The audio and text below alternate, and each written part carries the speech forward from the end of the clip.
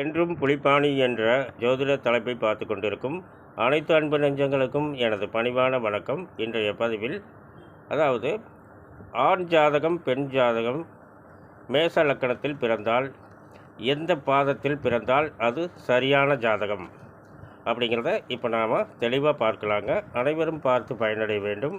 ஒரு ஆண் ஜாதகம் என்றால் அசுபனி முதல் பாதத்தில் உதயமானால் ராசி கட்டத்தில் மேச லக்கணமாகவும் அம்ச கட்டத்திலும் மேச லக்கணமாகவும் அமையும்.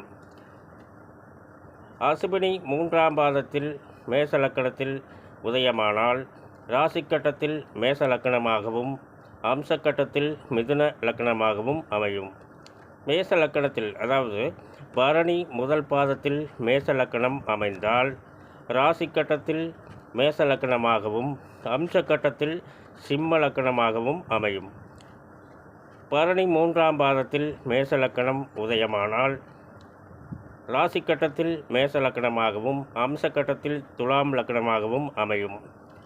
கிருத்திகை முதல் பாதத்தில் மேச லக்கணம் உதயமானால் ராசி கட்டத்தில் மேச லக்கணமாகவும் அம்ச கட்டத்தில் தனுசு லக்கணமாகவும் அமைந்தால் இந்த ஜாதகம் சரியானது. அடுத்து பெண் ஜாதகத்தை பார்க்கலாம்.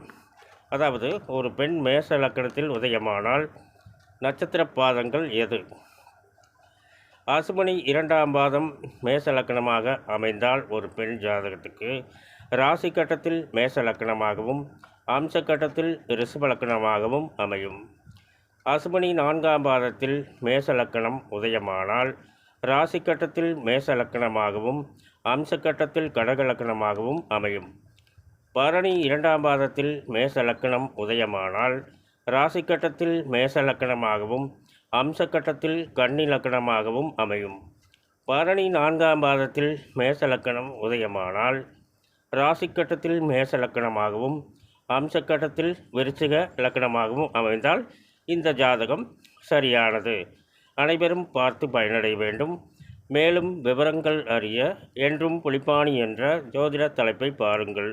நன்றி, வணக்கம், நல்வாழ்த்துக்கள்.